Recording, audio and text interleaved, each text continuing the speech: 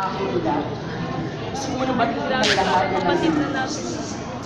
Bago magtapos ang buwan ng wika, gusto ko lang mag-iwan ng isang mensaheng tatatag sa puso't isipan ng bawat mga.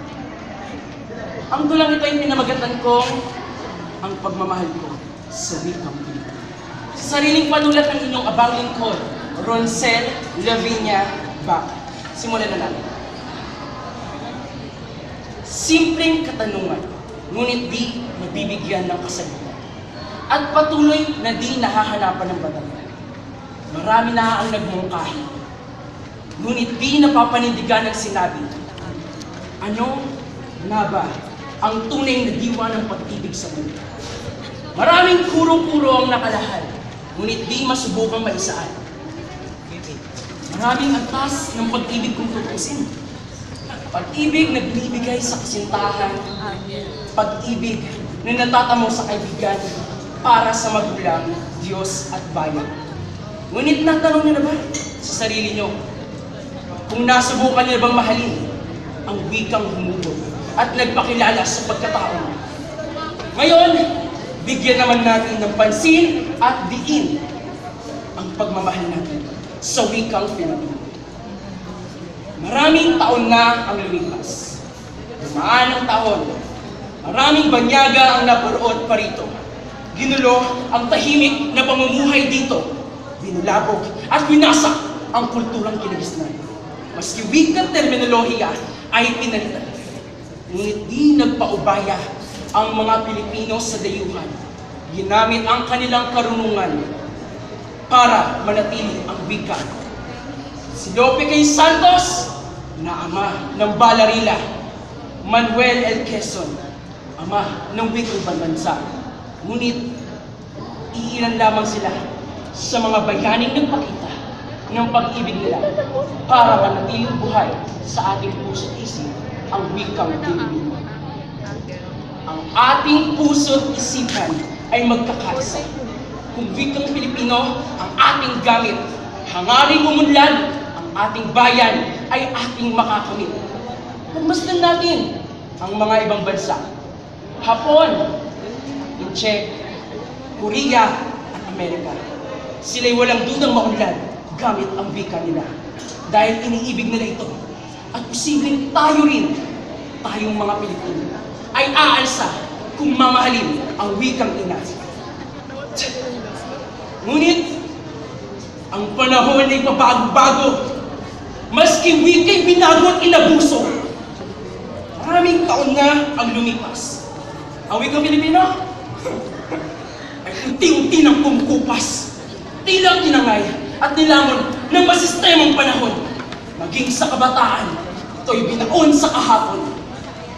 Ngayon, ito'y pinagtatalunan at pinagdidiskursuhan kung ang wikang Pilipino raw ba ay dapat ng palitan. Alisin sa makabagong kurikulum ng paaralan. At wikang Ingles, tuluyang gawing pangunahing sandalan. Para nyo na rin ipinagbili sa kamay ng mapanlupig na dayuhan ang kaluluwa ng Pilipinas. Bakit sa dinami-rami pa ng pwedeng lumapastangan at mapalis ito ay nanggaling pa mismo sa perlas ng silangan at sa lupang pinatatayuan ko? Wika ng edukasyon at kalinangan. Huwag alisin at pagdudahan. Ang pag-ibig natin sa wikang Pilipino ay dapat manunuot sa ating mga puso. Bakal dapat ituring ng mga tao. Hangaring umunlad ang ating bayan ay dapat gawin. Ngunit di pa dito nagtatapos ang tula. Gusto ko pang dagdagan. Gusto ko pang pahabain. Ngunit di sa parang minuto para ito'y aking sabihin. At tayong lahat ay magsama-sama. Sigaw sa lahat na ako'y Pilipino, mahal ko ang wika ko. Ngunit, alam niyo ba kung anong pinakamasakit? Tingin sa kaalaman ng lahat, ako'y may kinikim-kim na pasakit.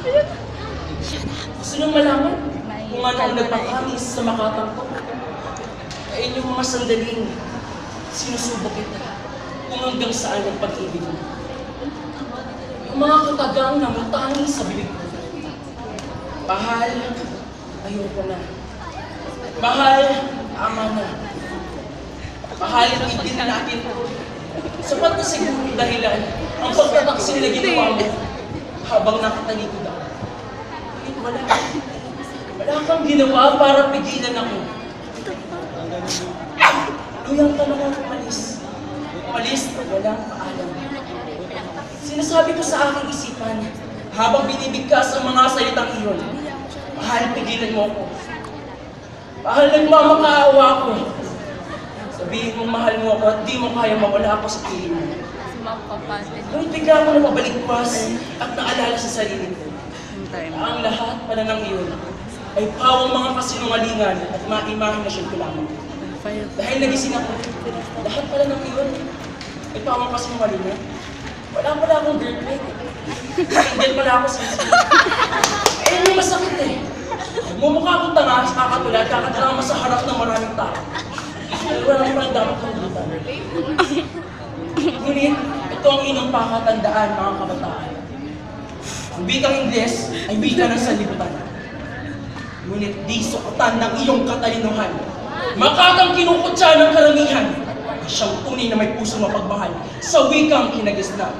At tayo mga kabataan, dapat bago pumasok sa isang relasyon at magmahal ng lubusan, mahalin mo muna ang wikang Filipino ng lubusan. Maraming salamat!